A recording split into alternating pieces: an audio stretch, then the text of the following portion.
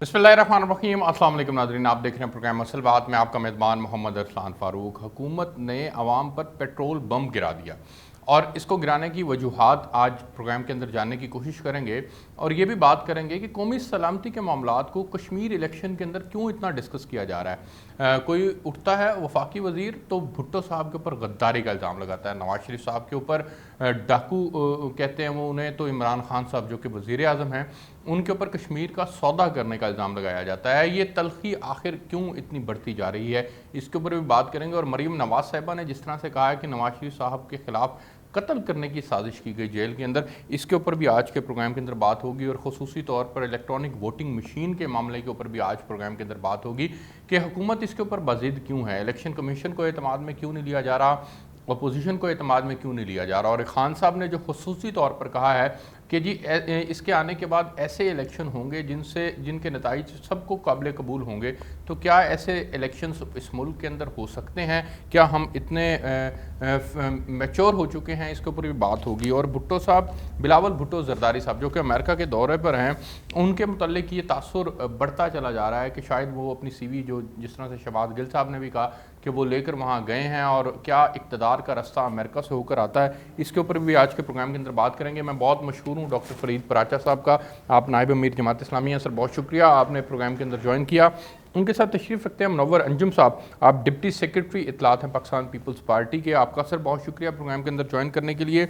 उनके साथ तशरीफ़ रखते हैं मलिक नदीम अब्बास बारा साहब, आप MP हैं पाकिस्तान तहरीक इंसाफ के। सर आपका बहुत शुक्रिया प्रोग्राम के अंदर ज्वाइन करने के। मैं सबसे पहले सर आपसे, फरीद पराचा साहब, आपसे आगाज़ करना चाहूँगा और इस तलखी के ऊपर बात करना चाहूँगा जिसके अंदर अपोजिशन और हुकूमत दोनों की जानिब से एक दूसरे के ऊपर वार हो रहे हैं और मामलात कौमी सलामती के डिस्कस हो रहे हैं। सर ये मामला आप किस नहज पे जाएगी हमारी तलखी, सर इसके ऊपर ज़रा। अच्छा, बिस्मिल्लाहिर्रहमानिर्रहीम। देखें, सियासत हमारे मुल्क में पाकिस्तान बनने के बाद रही है और बड़े बड़े सियासतदान कि जिनका एक बड़ा वक़ार था, जिनका एक बड़ा नाम था, उन्होंने बड़ी अच्छी मिसालें छोड़ी हैं।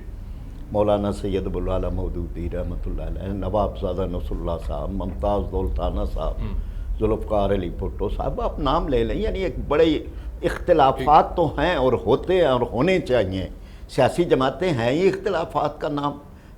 अगर यानी एक जमात दूसरे से इख्तिलाफ न करे तो उसके अलग जमात बनने का जवाब ही कोई नहीं है। वो तो हैं, यानी हर एक का मंशूर अलग है, अपने अपने। लेकिन ये जो है तलखी, ये जो एक बदतमीज़ी, ये जो एक गुफ्तगू के अंदर गैर शाइस्तगी, ये एक ऐसी चीज़ है कि जो बाद के अदवार में पैदा हुई और बढ़ती चली जा रही है। पूरे दौर में मौलाना मौदूदी साहब ने अपने मुखालफ में से किसी के नाम के साथ साहब लगाने से कभी इज्तनाब नहीं किया। साहब ही लगाया है, भुट्टो साहब, यानी उनको कह के। तो अच्छा, ये अब एक ऐसी चीज़ है कि जो अब हमारे यहाँ ये बड़ी मफकूद हो रही है।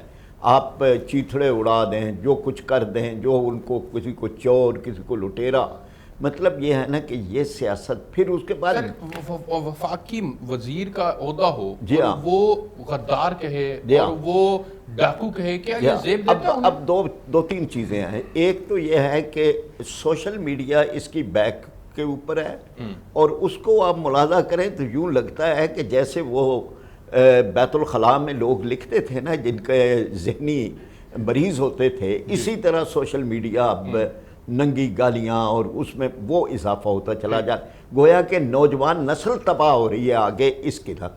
फिर दूसरा यह है कि पार्लियामेंट का तो एक वक़ार था, इख्तिलाफ होते थे, लोग खड़े होते थे, बेंच भी बजाते थे, एक दूसरे के साथ तंज़िया गुफ्तगू भी होती थी, पॉइंट ऑफ आर्डर पे भी खड़े होते थे। लेकिन ये नहीं था जो इस वक्त हुआ है, इस तरह उठा उठा के किताबें मारना और मतलब माँ बाप बहन की गालियां देना, ये नहीं था। ये नहीं था, बिल्कुल ठीक है। मुझे आगे बढ़ने दें। मैं मुनव्वर अंजुम साहब, सर कश्मीर का सौदे का इल्ज़ाम लगाया जाता है इमरान खान साहब के ऊपर कि जी इन्होंने कश्मीर का सौदा कर दिया। बिलावल साहब अपने तौर पर लगाते हैं, मरियम साहब अपने तौर पर लगाती हैं, فیکچولی اگر بات کی جائے تو کس طرح سے عمران خان صاحب نے سودا کر دیا سر؟ یہ عمران خان صاحب وہی ہیں جو کشمیر کی آواز بنے، پوری دنیا کے اندر گئے، انہوں نے پوری دنیا کے اندر وفد بھیجنے کا فیصلہ کیا، احتجاج ریکارڈ کروائے، اپنے طور پر جو کچھ یہ کر سکتے تھے یہ کریے، انہوں نے کیا. لیکن آپ لوگوں کا الزام الیکشن جیتنے کی غرض سے ان کے اوپر لگانا سر، یہ فیکچولی بات ٹھیک نہیں ہے. بہت شکریہ جی. بسم اللہ الرحمن الرحیم. سب سے پہلی بات تو یہ ہے کہ جو آپ یہ کہہ رہے ہیں نا کہ ہم نے کشمیر کا سودا، تو یہ پوری کھلی کتاب ہے. جو کہتے تھے کہ مودی آئے گا تو مودی جیت جائے گا تو کشمیر کا جو ہے فیصلہ ہو جائے گا، تو فیصلہ اس نے آ کے کر دیا. مودی نے وہ یہی فیصلہ کرنا تھا نا، آرٹیکل جو 273 نے اس کو نافذ کر دیا انڈیا میں. سو وہ فیصلہ تو ہو گیا. اب آپ کی بے حسی کی صورتحال دیکھ لیں کہ کشمیر پہ کہیں انہوں نے کوئی آواز نہیں اٹھائی، انٹرنیشنلی بھی اور لوکلی بھی. اس پہ پیپلز پارٹی کا ہمیشہ موقف رہا ہے کہ ہم یو این او کی قرارداد کے مطابق کشمیر کا مسئلہ حل کیا جائے. ذوالفقار علی بھٹو صاحب نے کہا تھا کہ میں کشمیر کے اوپر رات کو نیند سوئے میں بھی کوئی غلطی نہیں کر سکتا، اور انہوں نے کہا جی 1000 سال لڑنا پڑے تو ہم لڑیں گے.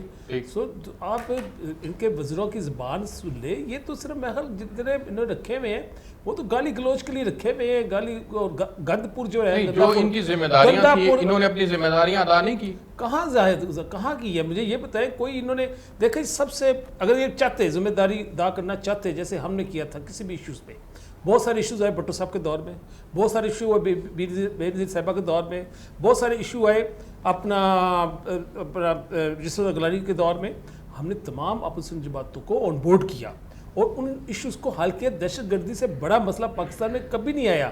ٹھیک ہے، ہم نے اس پہ بھی تمام جماعتوں کو، پولیٹیکل جماعتوں کو آن بورڈ کیا. ہم نے آل پارٹی کانفرنس بھی بلائی.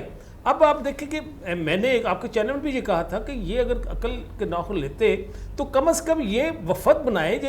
دیکھیں یوسف اگرانی پرائم منسٹر رہ چکے ہوئے ہیں. اپنا پرائم منسٹر جو ہے اس پاکستان میں تقریباً 5-6 تھے.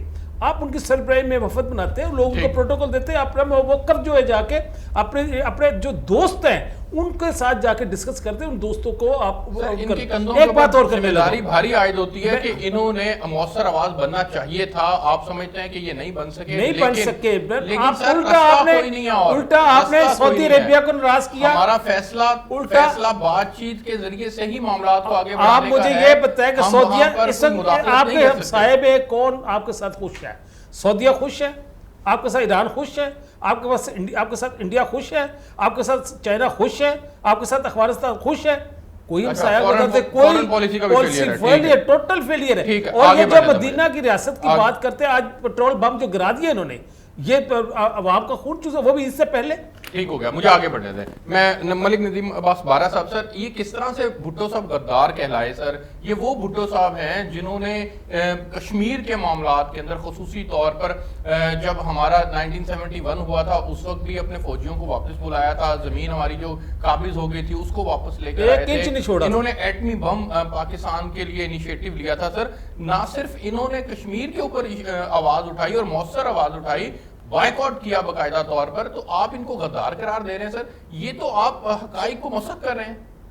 بسم اللہ الرحمن الرحیم. بھائی میں سمجھتا ہوں کہ اگر کوئی ایک منسٹر اپنی صوابدیدی بھی آپ بات کرتا ہے تو اس کے پیچھے میں نہیں سمجھتا کہ ہماری پارٹی اس کے پیچھے کھڑی ہے، یا میں ایز اے پارلیمنٹیرین ہونے کے ناطے یا پارٹی کا رکن ہونے کے ناطے میں ایسی گفتگو. سر ملک صاحب، ڈاکٹر بابر امان صاحب نے فلور آف دا ہاؤس پہ کھڑے ہو کے تائید کر دی ان کی بات کی. میں کہتا ہوں انہوں نے کہا جی کشمیر کے ایشو کا سودا واقعی بھٹو صاحب نے کیا ہے، انہوں نے اس کو بائی لیٹرل بنایا ایشو کو. میں نہیں تائید کرتا نا. میں اپنی ذاتی طور، میں ظاہر ہے کسی کا کوئی پابند تو نہیں ہوں نا. میں اگر ذاتی طور پہ دیکھوں میں نہیں ان کی آپ کنڈیم کر رہے ہوں گے. ہاں بالکل.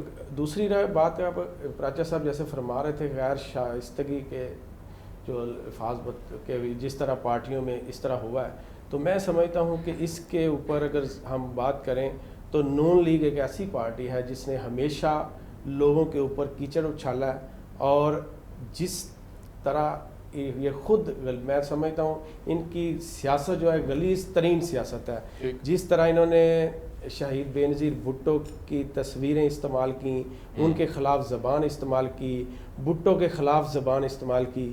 لیکن میں سمجھتا ہوں کہ ان دونوں پارٹیوں کو، عمران خان کو داد دینی چاہیے کہ اس نے 40 سال بعد بھٹو اور ضیاء الحق کی صلح کروائی ہے. اور آج یہ کٹھے پی ٹی آئی کے سامنے کھڑے ہیں اور یہ اس میں کوئی شک نہیں ہے کہ دنیا کو بھی پتہ ہے چور اور ڈاکو تو آج بھی خان صاحب کے زبان سے نکلتا ہے سر, انہی پارلیمنٹیرینز کے لیے نکلتا ہے سر.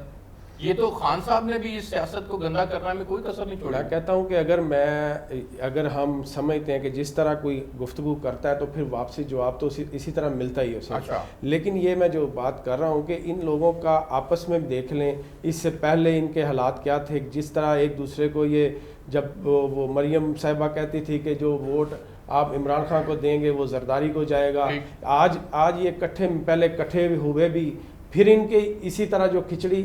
اصل مقصد یہ ہے کہ ان کا مقصد ہے کہ عمران خان کو ہم فیل کریں, اور عمران خان ایک ایسی طاقت ابھری ہے, عوام کی طاقت سے وہ وزیر اعظم بنے ہیں کہ جو اس وقت تمام جو چور اور جو جن لوگوں نے ملک کو لوٹا ہے ان کے خلاف ڈٹے کھڑے ہیں. مسئلہ یہ ہے, مریم نواز صاحبہ نے الزام یہ بھی لگا دیا, آج کا لگایا ہوا الزام ہے کہ جی نواز شریف صاحب کو قید کے اندر قتل کرنے کی سازش کی گئی ہے, ان کی جان کو خطرے میں ڈالا گیا ہے. آپ لوگ انتقام میں اتنا آگے بڑھ گئے کہ سر سابق پرائم منسٹر 3 مرتبہ کے پرائم منسٹر کو قتل کرنے کی سازش کر. میں سمجھتا ہوں اس کی ہوئی گفتگو کو تو سیریس نہیں لینا چاہیے. جس طرح وہ تو ہمیشہ ایک قدم پہ اپنے جس طرح بیان بازی بدلتی ہے. کل وہ پیپلز پارٹی کو کیا کہتی تھی, زرداری صاحب کو باپ سمجھتی تھی, آج ان کے خلاف بول رہی ہے.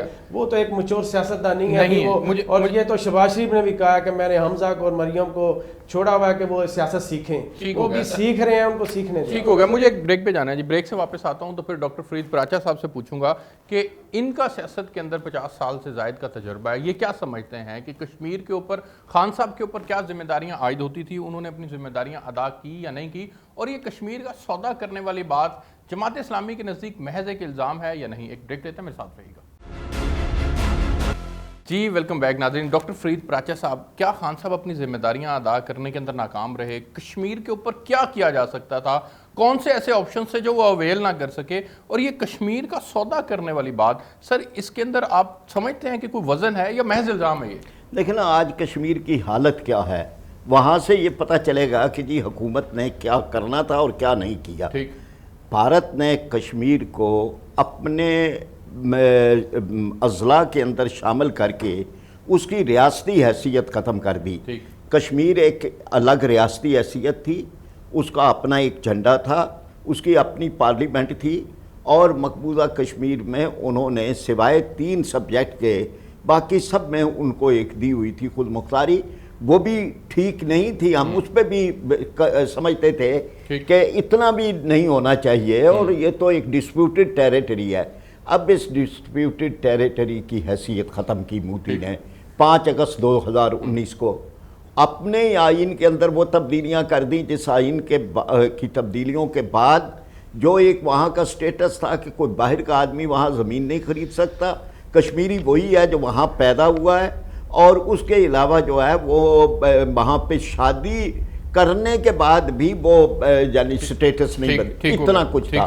اب وہاں پر 20 مطلب مختلف اندازوں کے مطابق 20 لاکھ لوگ جو ہیں وہ لا کے بسائے گئے ہیں. کشمیر بدل رہا ہے نا. اب یہ ہے کہ اس کے بعد اگر رائے شماری والی بات پہ ایک وقت میں بھارت آ جاتا ہے تو صورتحال بدلی نا جی.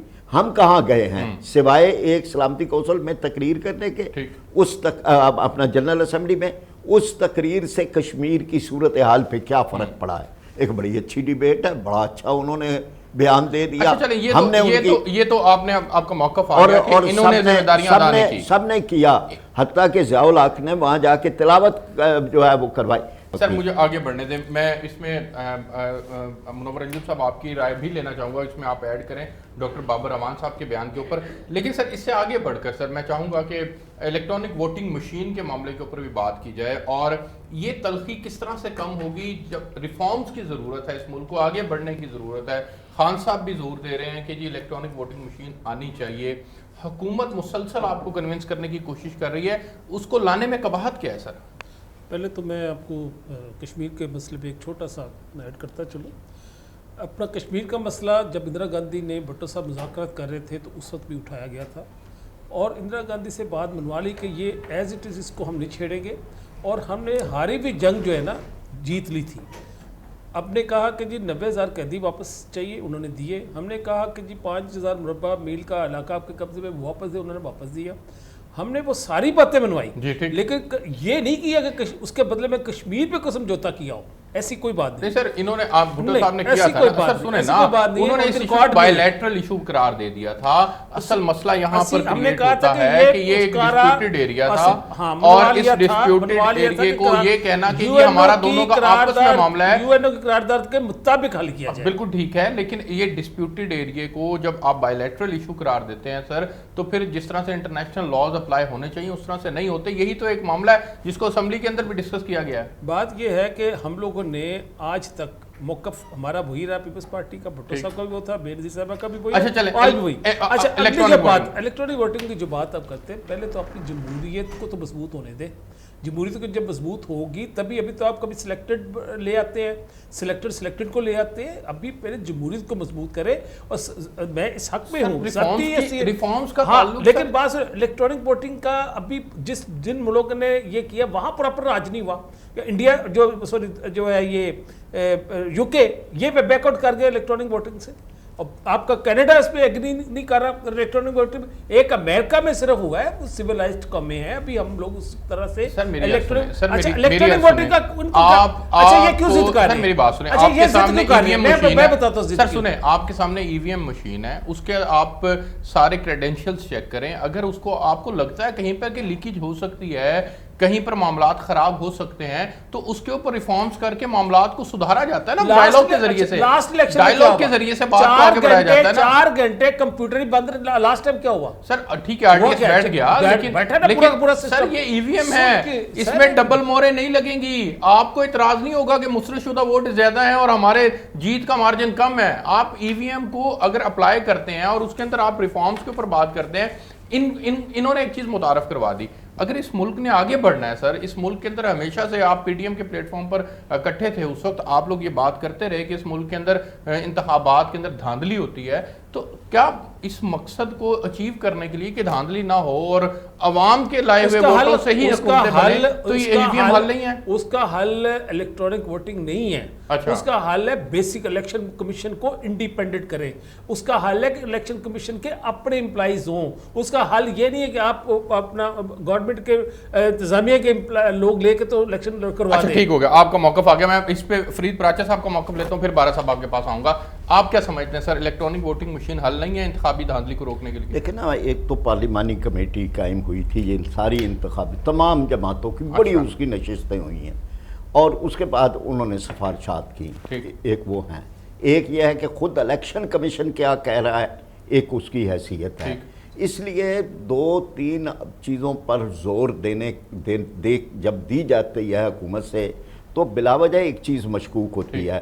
میں یہ سمجھتا ہوں کہ الیکٹرانک مشین، یہاں میں بار میں، پنجاب بار میں اور لاہور ہائی کورٹ میں ووٹ دینے جاتے ہیں، انہوں نے یہ تجربہ کیا، ٹھیک رہا ہے. یعنی یہ ہے کہ پہلے ہوتے تھے مختلف شکایات نہیں ہوئی، لیکن یہ ہے کہ یہ اعتماد میں لینے کی بات ہے. کامسٹ یونیورسٹی نے یہ بنایا، 30 لاکھ مشینیں چاہیے، 3,000 امریکن ڈالر کی یہ ایک مشین ہے. اب یہ 50 ارب روپے کا خرچہ. اچھا، اب یہ نا کہ جی اصل معاملات تو پھر یہ ہے نا کہ اس پہ اعتماد، پہلے تو حکومت پہ اعتماد نہیں ہے. اچھا، جب حکومت پہ اعتماد نہیں ہے، الیکشن کمیشن زور دے اس پہ اور وہ خود ڈیمانسٹریٹ کرے، وہ دنیا بھر کے تجربات کو لائے، تب تو یہ ہے نا کہ کہیں کوئی اعتماد ہو. ابھی تو حکومت پہ اعتماد نہیں ہے، جب اس پہ نہیں ہے تو مشین پہ کیا ہوگی؟ کئی چیزیں اس میں ہیں. اب میں جاتا ہوں، میرا انگوٹھا جو ہے وہ 10 دفعہ جو ہے وہ کرتے ہیں، تب وہ سکین ہوتا ہے. مجھ سے تو بڑی عمر کے بے شمار ووٹر ہیں، یعنی یہ ہے کہ وہ تو سکین ہی نہیں ہوگا، سکین نہیں ہوگا تو مشین نہیں مسائل موجود ہیں. بالکل آپ کا موقف آ گیا، اور ابھی اس کا وقت بھی نہیں ہے. آپ یہ ابھی یہ وقت بھی نہیں. اچھا جی، ندیم عباس پارہ صاحب. اچھا، ایک جملہ میں کہہ لوں، اصل حل متناسب نمائندگی ہے. ہم یہ سمجھتے ہیں اگر کوئی بڑی تبدیلی لانی ہے نا الیکشن کے نظام میں، تو پارٹیوں کو ووٹ دینا اور کوالٹی ٹھیک کرنا اور یہ الیکٹیبلز کی سیاست سے نکلنا یہ ضروری ہے. ندیم عباس پارہ صاحب، الیکٹرانک ووٹنگ مشین پر اعتماد میں کیوں نہیں لیا جا سکتا سر؟ بضد کیوں ہیں سر آپ اس کو فوراً لانے پہ؟ اس میں دیکھیں جی، ہمارا شروع سے یہی موقف ہے کہ جو پارلیمانی کمیٹی بنائی ہے وہاں اپنی تجاویز دیں. ہم نے سب کو کہا کہ اپنی تجاویز دیں, اس پہ دیکھیں گے جو بہتر ہوگا اس طریقے سے ہم اس کو ہینڈل کریں گے. اس میں آپ اگر الیکٹرانک ووٹنگ مشین کا دیکھیں تو امریکہ میں, انڈیا میں یہ اس طریقے سے ووٹنگ ہو رہی ہے, ٹھیک, اور ہم مثالیں. اچھا مجھے یہ بتائیں کہ ملک میں انڈیا میں الیکٹرانک مشین ہے. اچھا مجھے یہ بتائیں سر کہ ملک نے آگے بڑھنا ہے سر, ملک میں آگے بڑھنے کے لیے انتخابی دھاندلی, آپ عوام کے اندر سے منتخب ہو کر آئے ہیں, آپ سمجھتے نہیں ہیں جب آپ محنت کرتے ہیں اور آپ کا حق مارا جاتا ہے, کسی اور کو منتخب کروا دیا جاتا ہے یا کوئی اور مداخلت کرتا ہے یا ڈبل موریں لگتی ہیں, سر یہ تمام معاملات ختم ہونے چاہیے نا.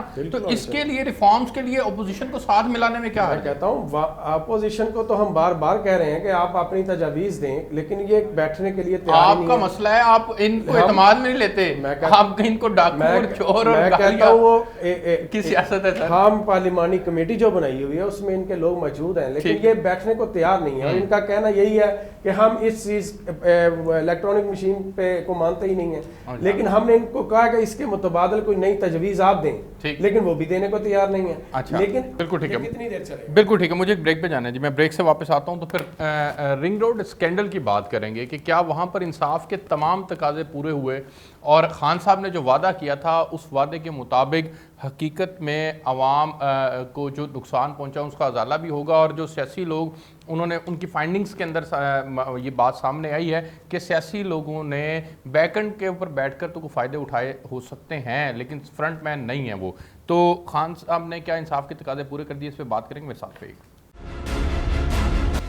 جی ویلکم بیک ناظرین. ڈاکٹر فرید پراچا صاحب, خان صاحب کو آپ کریڈٹ دینا بنتا ہے سر کہ انہوں نے 3 انکوائریاں کروائی ہیں اور تینوں انکوائریوں کے اندر سر جو مورد الزام ٹھہرائے گئے ان کو گرفتار بھی کر لیا, عوام کو بڑے نقصان سے بھی بچا لیا. سر یہ تو کریڈٹ بنتا ہے نا, انصاف کے تقاضے پورے کیے انہوں نے. دیکھیں ایک تو یہ یہاں تاثر ایک بن گیا ہے کہ خان صاحب جس چیز کا خود نوٹس لے لیتے ہیں نا, اچھا وہ چیز جو ہے وہ پھر مطلب اس میں الجھنیں ہی پیدا ہوتی ہیں.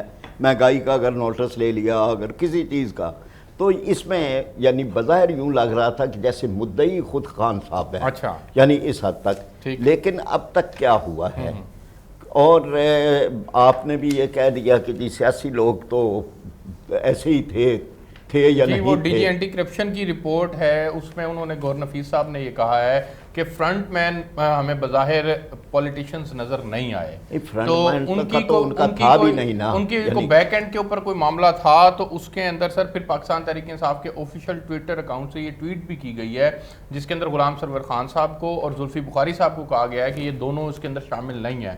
تو سر یہ ایک اچھی چیز نہیں ہے؟ نہیں تو پھر مطلب انکوائری تو ختم ہو گئی نا, پھر کس چیز کی انکوائری ہو اگر وہ دونوں شامل نہیں ہیں. ان کے یہ بیسیکلی بیوروکریسی اور پراپرٹی ٹائکونز کا گٹھ جوڑ تھا آپس میں. نہیں, یہ کون سی پراپرٹی ٹائکون تھے جن کے ساتھ ان کی شراکت تھی, جن میں ان کے بیٹے شامل تھے, جن کو انفارمیشن لیک ہو رہی تھی, یعنی یہ ہے نا جو پراپرٹیاں خرید رہے تھے پہلے وقت سے پہلے. اچھا ہم یہ تو کچھ بھی نہیں تھا. مجھے آگے بڑھنے دیں. منور انجم صاحب آپ کی رائے سر میں اس پہ لینا چاہوں گا.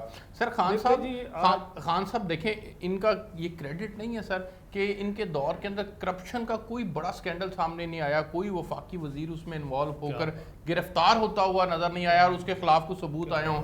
سر یہ کتنا بڑا سر اچیومنٹ ہے سر. کیا بات ہے جناب, سچ ٹی وی کی کیا بات ہے, بڑے آپ ان کے اسپوکس پرسن بن گئے ہیں. سر میں آپ سے پوچھ رہا ہوں سر, دیکھیں نا یہ راولپنڈی رنگ روڈ سکینڈل ہے سر, اس کے اندر کون سے سیاستدان سامنے مجھے یہ بتائیں چینی سکینڈل کون سا سر سکینڈل؟ آٹا سکینڈل. سر وہ تو سر حضور میری بات سنیں, سکینڈل تو آ رہے صاحب کو چھوڑ دیا سر. اگلی بات سن لیں, آپ جو بات کر رہے ہیں نا, کیپٹن محمود کو اکیلے کو پکڑ کر عدالت میں پیش کر کے ریمانڈ لے کر انکوائری کا کہنا کہ جناب یہ وزراء شامل نہیں ہے, یہ اس سے بات حل نہیں ہوتی, اس سے بات بہت آگے جا چکی ہوئی ہے. سر میری بات سن لیں. عامر کیانی صاحب سے بات شروع کریں, آپ 2 سال پہلے سے شروع کریں سر, عامر کیانی صاحب سے شروع کریں سر. صحت کے معاملات کے اوپر ان کے اوپر الزامات آئے لیکن کوئی نیب نے ان کو گرفتار نہیں کیا کیونکہ ظاہر ہے انڈیپینڈنٹ ادارے ہیں, انڈیپینڈنٹ ادارے ہیں سر. اچھا کنٹرول ہے, کیسی جی بات کر رہے ہیں, کنٹرول نیب ہے.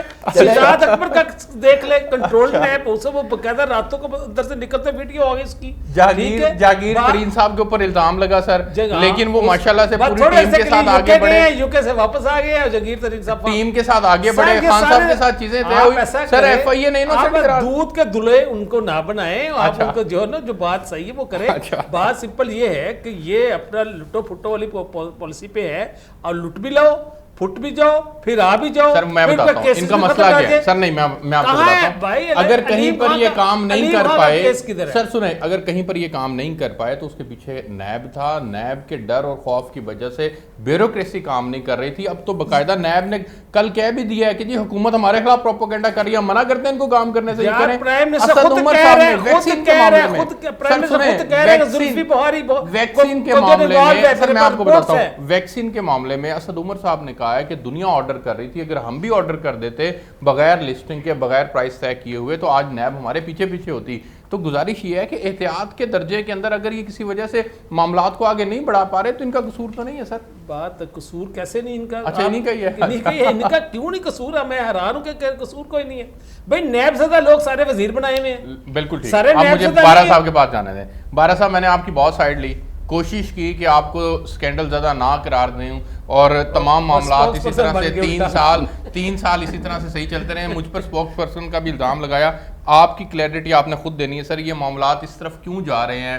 نیب بھی آپ کے اوپر یہ کہہ رہا ہے کہ آپ کو کام ہی نہیں کرنا آتا، آپ پروپیگنڈا کا الزام لگا رہے ہیں. میں سمجھتا ہوں، آپ دیکھیں اگر جہانگیر ترین کی بات کریں تو یہ ایک وقت تھا یہ خود ہی کہتے تھے کہ یہ ان کے خلاف جو بات کرے، جیسے ہی اس کے اوپر کیس بنے اور ایف آئی اے میں وہ گئے تو یہی پیپلز پارٹی اور نون لیگ نے ان کے حق میں بیان دینے شروع کر دیے تھے کہ عمران خان ایک ایسا شخص ہے، یہ احسان فرموش ہے، اس نے دیکھیں اس کو اتنا استعمال کیا، آج اس کے خلاف جھوٹے ہم نے تو کوئی نہیں. سر مجھے بتائیں پھر کہاں گئے جہانگیر ترین صاحب؟ واجد ضیاء صاحب کو تبدیل کرنا پڑا، ریٹائرمنٹ سے چند دن پہلے ان کو تبدیل کر دیا گیا. آج جہانگیر ترین صاحب سے آپ نے بجٹ پاس کروانا تھا، کہاں ہیں وہ ان کے معاملات؟ میں نے ان کی طرف سے جو ان کے بیان ان کو کوٹ کرا. نہیں، آپ فیکچوئل بات بتائیں نا مجھے کہ جہانگیر ترین صاحب کے ساتھ کیا معاملہ کیا. ایک بات طے ہے کہ عمران خان کسی کرپٹ شخص کے ساتھ، چاہے وہ وزیر ہے، چاہے مشیر ہے، چاہے کوئی بھی ہے، کسی کے ساتھ نہیں کھڑے. اور وہ خود ہمیشہ انہوں نے جو ہے میرٹ کو ترجیح دی ہے، اور ہمیشہ انہوں نے جس کے خلاف بھی کوئی ثبوت، کوئی ایسی بات سامنے آئی ہے تو انہوں نے اسے سائڈ پہ کر کے، جیسے علیم خان صاحب کو دیکھ لیں، انہوں نے منسٹری چھوڑ کے اپنے جو ان کا نیب کا کیس تھا اسے انہوں نے ہینڈل کیا. نہیں، اب میں آپ سے ایک سوال پوچھتا ہوں، جہانگیر ترین صاحب کا اور ان کے کیسز کا معاملہ کیا بنا، کہاں گیا وہ معاملہ؟ ابھی وہ ظاہر ہے وہ ابھی اس کی کوئی فائنل نہیں ہوا، لیکن یہ ہے کہ وہ ایف آئی اے کے پاس ہے. ناظرین، آپ نے پروگرام دیکھا، اب تک کے لیے اتنا ہی. آپ سے کل ملاقات ہوگی، مجھے اجازت دیجیے. اللہ حافظ.